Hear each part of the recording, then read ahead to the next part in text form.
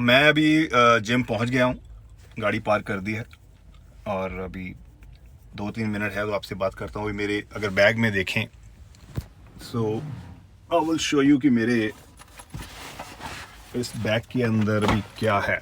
वैसे तो मैंने बताया वो बैग के अंदर क्या क्या होता है ड्यूरिंग वर्कआउट है। अगर आप this is my during workout. इसमें क्या है, इसमें BCAs है और पानी मिक्स किया हुआ है। Then I have a post workout में मेरे पास ये पानी है, सिर्फ 400 ml पानी है।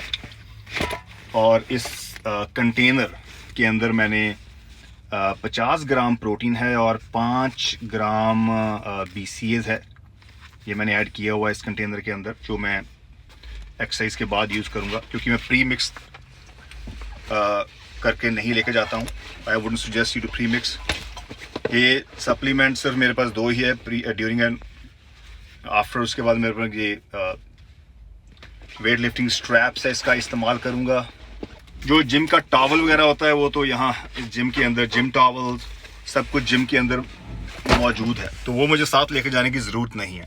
अभी मैं 2 हफ्ते के लिए गेनिंग में हूँ। गेनिंग मैं ऐसा नहीं करता हूँ कि 3-3 महीने करता हूँ, ऑनेस्टली नहीं करता हूँ। 2 हफ्ते के लिए सरप्लस में भी नहीं इतना क्रेजी। गेनिंग जब मैं कर रहा हूँ तो मैं 5 दिन सरप्लस में हूँ और 2 दिन डेफिसिट में हूँ। तो कहने वाले 7 दिन में से 5 दिन सरप्लस में हूँ। जैसे Monday, Tuesday and Wednesday surplus और थर्सडे मैं हूँ डेफिसिट में। जब मैं डेफिसिट की बात कर रहा हूँ तो कार्ब लो कर रहा हूँ। जब मैं सरप्लस बोल रहा हूँ तो कार्ब अप कर रहा हूँ। उसके बाद संडे में फिर डेफिसिट में हूँ। तो आप देखें इस तरह से मैं थर्सडे एंड संडे को कैलोरी कम कर देता हूँ, कार्ब कम कर देता हूँ। एंड उस दिन मेरा कार्डियो 45 मिनट का होता है। उस दिन मेरी एब ट्रेनिंग होती है 2 दिन के अंदर। और बाकी जिस दिन मैं वेट लिफ्ट कर रहा हूँ, बाकी 5 दिन मेरे वेट लिफ्टिंग डेज है, उसमें मैं कार्ब को अपनी प्रोटीन से ज़्यादा रखता हूँ। और 2 हफ्ते बाद back to the maintenance phase. ज़्यादा करूँगा तो I will be bloated, I will lose my definition, so that's why. इसीलिए मैं सारा साल लीन रहता हूँ, क्योंकि मैं 3-3 महीने जैसा ऐसे सरप्लस में नहीं जाता हूँ। मुझे सूट नहीं करता, क्योंकि I feel like my definition still slowly going away. So my whole strength is definition and size is not my strength, because I do not lift really heavy. I don't do that, क्योंकि जैसे 40 के बाद अब already wear and tear बहुत होता है।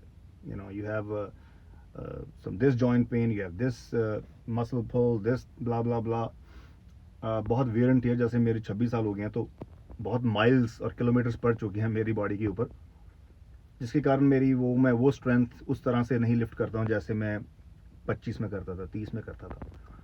तो as के अकॉर्डिंग आप अपनी ट्रेनिंग रूटीन भी चेंज करते हो। लाइफस्टाइल कभी मैंने चेंज नहीं किया, वो वैसे ही है, इवन और better, because right now I am not here to chase girls.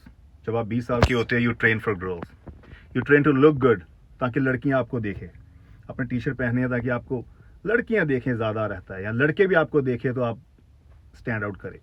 लेकिन जब 40 के होते हो, your mind set is different. तो जो 40 में है उसको समझ आएगा। You want to stay healthy, you want to stay leaner, younger.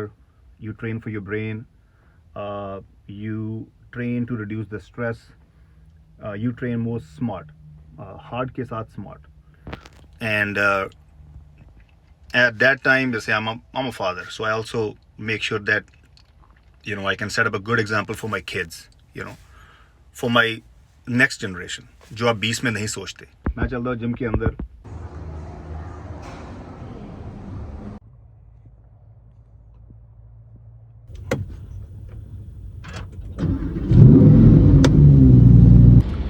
आप लोगों के अंदर कोई स्ट्रेंथ है, ताकत है, मैंने बहुत बार बोला है, your strength, something you want to do, उसके ऊपर फोकस करें। चाहे आपके पास पैसे है, रिसोर्सेज है, लिंक है या नहीं है, उसके लिए टाइम निकालें। 1 घंटा, आधा घंटा, 2 घंटे, जैसा मर्जी स्केड्यूल हो।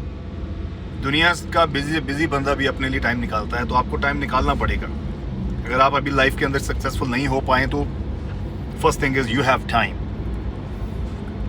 एंड टाइम होगा तो तभी आगे जाकर आप पैसे बनाएंगे। सो टाइम निकालें, सुबह उठें, जब भी टाइम निकलता है 1 घंटा निकालें एंड थिंक ओवर इट, जो आप करना चाहते हैं, जो आपके गोल्स है,